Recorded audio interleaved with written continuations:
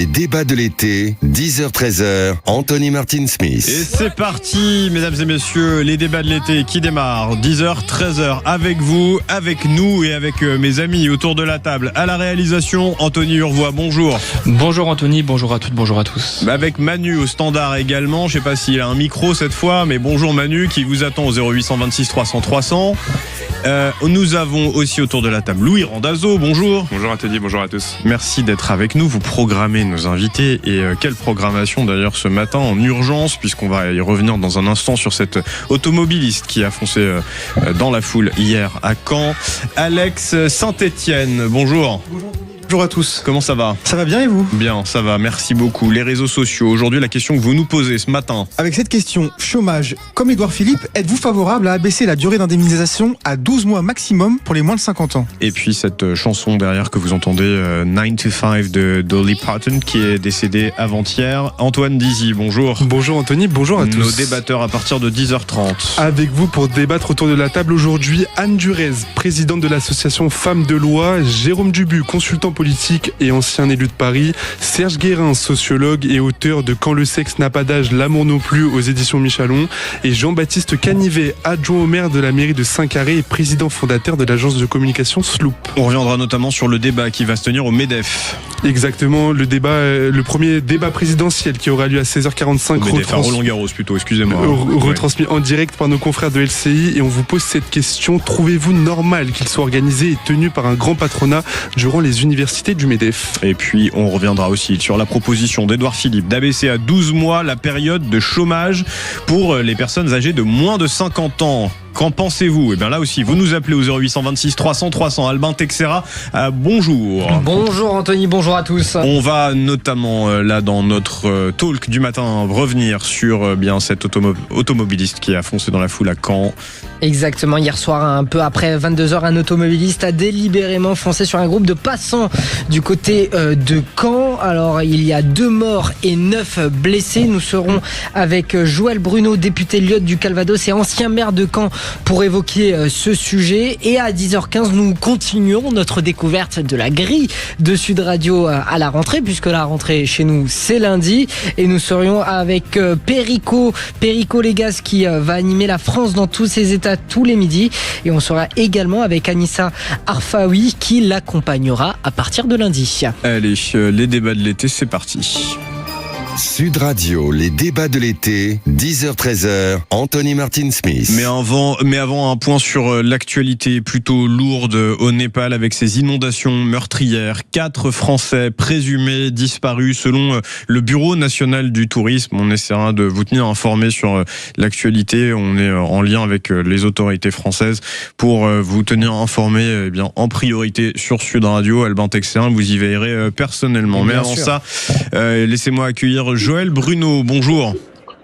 Bonjour. Vous avez été maire de Caen pendant 10 années. Vous êtes aujourd'hui député de votre circonscription. Je crois que c'est la première circonscription du Calvados, si je ne dis pas de bêtises. C'est ça, c'est bien ça. Alors, aujourd'hui, le bilan est lourd. 9 blessés, 2 morts, suite à une bagarre qui est survenue dans un bar hier à 22h selon les informations que nous avons, et comme l'a rappelé Clémence Lebary à l'instant sur l'antenne de Sud Radio. Aujourd'hui, comment on fait pour se prémunir de ce genre de choses à l'échelle d'une commune comme la vôtre? J'imagine que le choc est fort ce matin. Oui, bien sûr, c'est évidemment une tragédie qui est sans précédent à Caen. Alors on essaie quand on est maire, évidemment, et c'est vrai bien évidemment aussi pour mon successeur Aristide Olivier, de tout mettre en œuvre à la mesure évidemment des compétences qui sont les nôtres pour assurer la tranquillité et puis la sécurité dans la ville, bien sûr. Bon, alors on a toutes sortes de dispositifs, mais malheureusement on n'échappe pas à certains faits de violence qui sont difficilement anticipables comme celui-là. Bon, enfin il faut quand même préciser qu'il ne s'agit pas, d'après les informations fiables qui sont les miennes au moment où je vous parle, de quelqu'un qui aurait délibérément foncé dans la foule. Il s'agit tout simplement de la poursuite d'une bagarre entre 2 bandes, et l'un des membres de l'une des 2 bandes a trouvé effectivement opportun d'utiliser sa voiture comme arme en faussant sur l'autre bande. C'est pas du tout, ça n'enlève rien du tout à l'horreur de la situation, mais il s'agit pas de personnes qui seraient retrouvées là par hasard et qui ont été victimes effectivement d'un fou du volant. On n'est pas du tout dans ce cadre-là. À prendre avec beaucoup de prudence. Il est dit que cet auteur des faits serait d'origine russe. Je pense pas qu'à date c'est confirmé. C'est confirmé. Je pense pas qu'à date on puisse impliquer le Kremlin d'une manière ou d'une autre. Non, il ne s'agit pas du tout de ça. Je le crains. Alors là, sous toute réserve, et ça, l'enquête le démontrera, mais je crains fort qu'il s'agisse tout simplement d'un règlement de compte entre deux bandes qui se disputent un trafic quelconque, bien sûr. Oui. Non, mais le simple fait que chez nos confrères on précise cette nationalité laisse sous-entendre qu'on voudrait faire dire aux faits autre chose que ce qu'ils ne sont vraiment. Oui, si vous voulez, l'actualité, l'immédiateté de l'actualité et puis la tentation effectivement du scoop permanent amène vite à ces conclusions-là, mais c'est quelque chose de beaucoup plus, prosaïque, si je puis dire. Albin Pas Texera. uniquement, il faut rappeler aussi les faits. Conducteur âgé de 26 ans et qui est né, il n'est pas originaire, il est né en Russie et on le rappelle, donc selon les premiers éléments de l'enquête, un différend serait à l'origine de cette attaque. Le suspect aurait été pris à partie par un groupe d'hommes quelques heures avant de revenir avec son véhicule et de foncer sur eux. Ça, c'est les premiers éléments de l'enquête. Juste, il est important de préciser qu'une enquête est ouverte pour assassinat et violence volontaire avec arme et que à ce stade, aucune motivation terroriste n'est privilégiée. Voilà, on le rappelle, une voiture, un véhicule est une arme par destination. Complètement, c'est ce qui s'est a priori complètement passé, c'est-à-dire que plutôt que éventuellement, comme malheureusement ça arrive parfois, on assiste à une bagarre au couteau entre deux bandes, là on a utilisé la voiture comme arme. Monsieur Bruno, j'ai aussi une question parce que forcément on se pose beaucoup la question. Moi, je ne connais pas si bien que ça la ville de Caen. Est-ce que c'est étonnant de voir ce type de règlement de compte à Caen ? Oui, c'est étonnant. Oui, c'est étonnant parce que là, on est.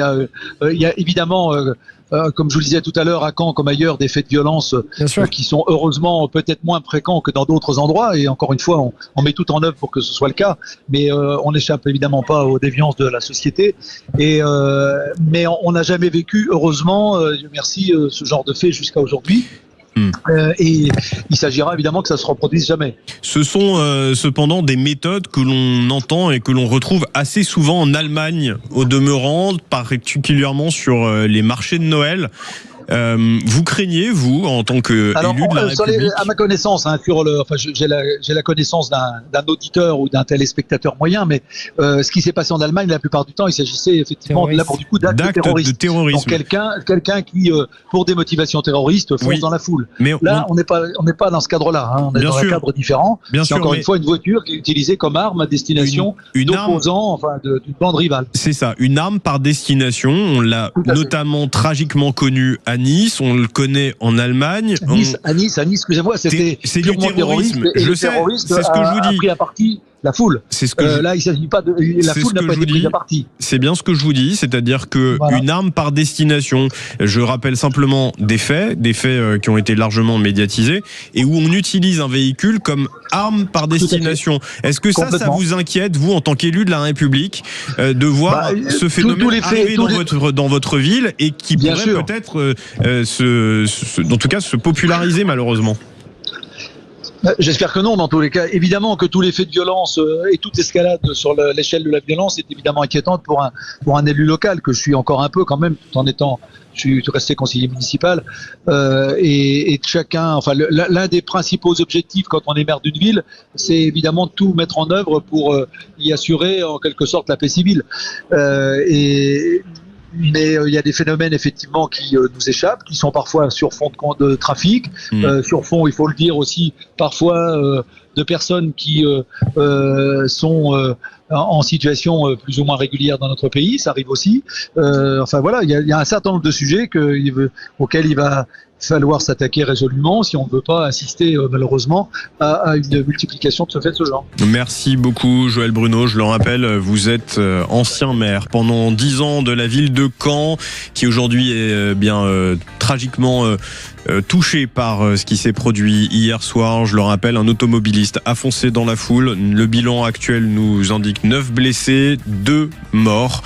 Vous êtes aussi député de la première circonscription du Calvados. Albin Texera, dans un instant, on va retourner du côté de Sud Radio et de la grille de rentrée. Exactement, la grille de rentrée c'est lundi et nous allons aujourd'hui nous intéresser au midi 14h avec Perico Légas. La France dans tous ses états. Que doit-on attendre de cette émission cette année? Quelles sont les promesses que Perico nous fait? On sera avec lui dans un instant et on sera aussi avec une nouvelle Anissa Arfaoui qui va l'accompagner tous les jours de midi à 14h. Moi j'aime bien Anissa, je la connais bien, on a débattu l'année dernière ensemble.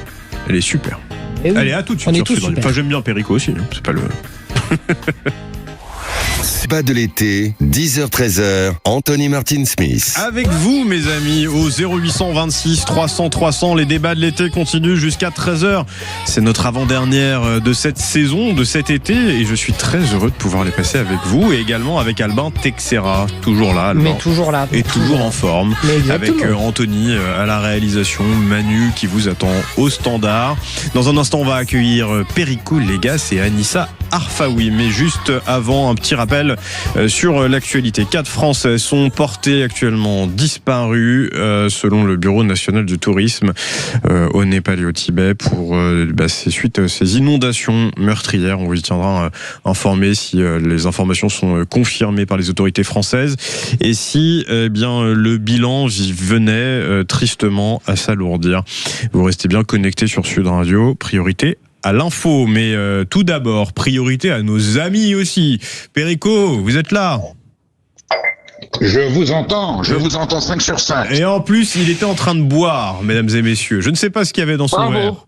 Quelle oreille, mon Dieu. Oui. J'étais en train de boire un verre d'eau, en toute simplicité, pour arroser le fluide dans ma gorge pour pouvoir dire des choses pertinentes et claires. Attention, Perico, parce que votre micro de téléphone n'est pas aussi sensible que celui de Sud Radio, et donc ça sature quand vous parlez trop près.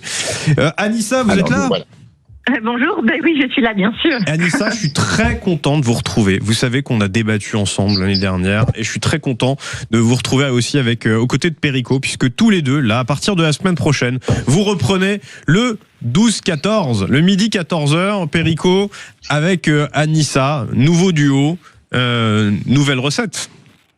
Voilà, un couple qui va bouleverser le paysage radiophonique français, je l'espère, je le dis en toute modestie, mais Sud Radio est toujours une antenne où il se passe des choses formidables.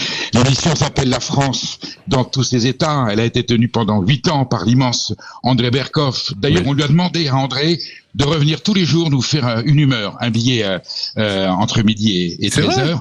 On est dans la continuité, bien sûr. Non, mais on est ravis. Et André a accepté. C'est une très, très grande nouvelle. Moi, je suis un jeune, j'ai besoin d'apprendre. J'ai besoin que mes maîtres continuent à me donner le chemin. La France, dans tous Perico, c'est quoi? on met ça sur pause 2 secondes. Mesdames et messieurs, vous avez entendu ce que vient de dire Perico Légas. À partir de lundi, Perico Légas revient avec Anissa Arfaoui, mais aussi avec le grand André Berkoff pour un billet d'humeur, si je comprends bien. Ouais, un petit coup de gueule ou un coup de cœur, parce qu'il en a aussi. Ça, mesdames et messieurs, c'est à noter, voilà. Dans vos papyrus, sur vos tablettes de marbre, vous le gravez. C'est le cadeau de la rentrée. J'étais inquiet parce que c'était pas sûr qu'il accepte.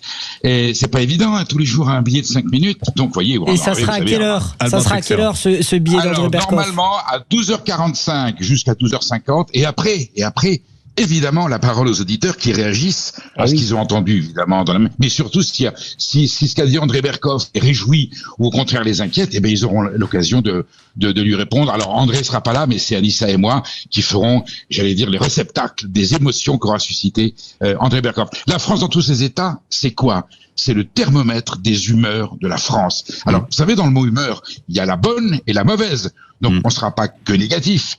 Il y aura évidemment, bien sûr, des humeurs inquiétantes parce qu'aujourd'hui, la situation va très mal. Mais contrairement à d'autres émissions d'humeur qui sont avec des gens très connus, qui sont dans le règlement de compte, la France dans tous ses états, c'est l'humeur des Françaises et des Français à l'instant, sans a priori, sans parti pris. Par contre, c'est au nom du Parler Vrai. C'est vraiment l'émission du Parler Vrai de Sud Radio. Et on y dira des choses que probablement on n'écoute pas ailleurs. Le défi est lancé à partir de lundi 31 août avec Anissa Arfaoui qui me rejoint.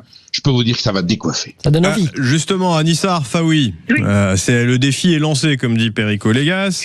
Vous vous sentez comment, là, à quelques jours de prendre l'antenne aux côtés de Perico ?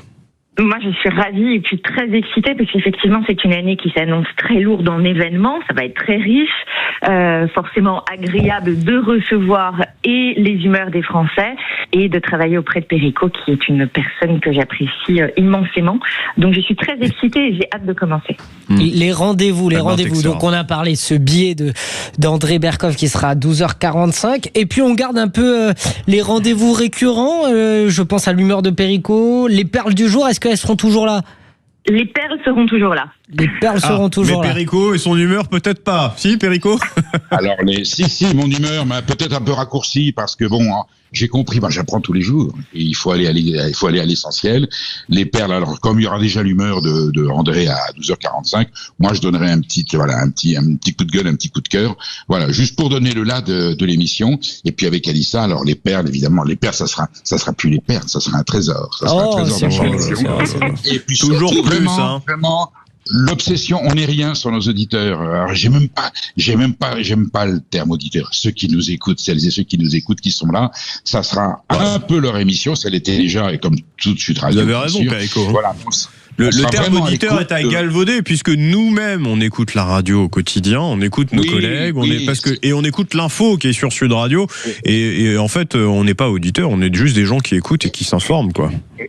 Et pourtant, c'est le terme que la langue française utilise pour désigner des gens qui écoutent la radio. Mais voilà, c'est plus des participants, c'est des êtres amis, à part entière. Voilà, tout à fait. Voilà, et on a vraiment besoin. Et je peux vous dire que vu l'état dans lequel est le pays, là, depuis que je suis rentré, je fais le tour des médias différents. Vous voyez ce que je veux dire. Il y a une grosse inquiétude, une grosse tension. La campagne évidemment présidentielle va commencer assez vite, avec des perspectives qui sont pas du tout réjouissantes, voire inquiétantes. Donc raison de plus pour que Sud Radio soit présente sur le terrain, et avec la France dans tous ses états, on verra si elle est dans un triste état, dans un bel état ou dans un état qui lui permet d'espérer. La parole aux auditeurs, vous la donnez de 12h à 14h. De 13h à 14h, il y a aussi le face-à-face l'année dernière. Est-ce qu'il est maintenu, ce face-à-face ? Le face-à-face, alors c'est pas un face-à-face, c'est le grand témoin. C'est un face-à-face. Oui, c'est un face-à-face dans la mesure. C'est un face-à-face dans la mesure où l'invité. Alors là, on aura peut-être un ou deux invités. Il y aura quelquefois des débats. D'accord. Ou alors un invité principal auquel je demanderai à des gens de réagir. Est-ce que vous êtes d'accord, pas d'accord ? Un spécialiste de sa compétence, quelqu'un dans ce secteur professionnel. Enfin voilà, on aura celles et ceux qui nous écoutent pourront réagir et débattre avec l'invité en plateau, peut-être. Je vous signale que dans la France, dans tous ces États, les auditeurs, on les appelle comme ça, ceux qui nous écoutent peuvent appeler quand ils veulent. Il est peut-être pas dit qu'on les prend au moment où ils appellent, mais en tout cas on les prend très vite. Et ils ont le droit de réagir 2 fois dans la première heure et dans la deuxième heure. Ils ont la parole et ils ont le droit de donner leur avis. Et je peux vous dire que l'an dernier, contrairement à des situations où vous avez des gens qui appellent pour ne rien dire, j'ai toujours eu des gens en face de nous qui avaient des choses très précises à dire de façon pertinente et qui le disaient. Mais ça c'est vrai, Perico, et moi je le remarque beaucoup là depuis que j'ai pris cette émission depuis le début du mois d'août avec Anissa aussi. Je vous entendre là-dessus. Vous parliez d'un climat qui est lourd, qui s'annonce lourd en tout cas jusqu'aux élections présidentielles. Il est vrai que le climat est lourd et les auditeurs nous appellent pour nous dire justement qu'ils en ont ras-le-bol et qu'ils sont très inquiets. La lourdeur du climat, c'est pas une surprise. Ça fait quand même quelques années que ça s'accumule d'année en année. Souvent, les années d'élection présidentielle, effectivement, ça se cristallise. Je crois que Sud Radio est la seule station de radio où les auditeurs ont la possibilité de dire ce qu'ils pensent comme ils le pensent, avec en tout cas des accompagnateurs. Voilà, nous qui sommes derrière le micro, qui les écoutons et qui débattons avec eux de ces sujets-là. Donc, je pense que cette année, effectivement, aura un goût très différent, et des années qui ont précédé, et des élections présidentielles même qui ont précédé. Je pense que cette année sera très particulière. Grâce à vous, jamais vu ça. Anissa Arfaoui, grâce à vous, Perico Légas. Merci à tous les deux. Je vous embrasse très fort. J'ai hâte de vous recroiser tous les deux à la rédaction. Merci Albin Texera. Mais bien sûr. On se dit à demain, peut-être, ou en tout cas vous venez nous tenir informés si jamais il y a du nouveau au Népal et au Tibet suite à ces inondations meurtrières. Je le rappelle, un bilan de 4 Français pour l'instant présumés disparus. Perico et Anissa, on vous retrouve dès lundi à partir de midi pour la France dans tous ses états. Et puis mesdames et messieurs, j'espère que vous avez retenu, André Berkoff fera un billet à partir de 12h45 sur lequel vous pourrez réagir. Et ça, je crois que c'est la grosse actualité de ce nouveau rendez-vous que vous donnent Perico et Anissa.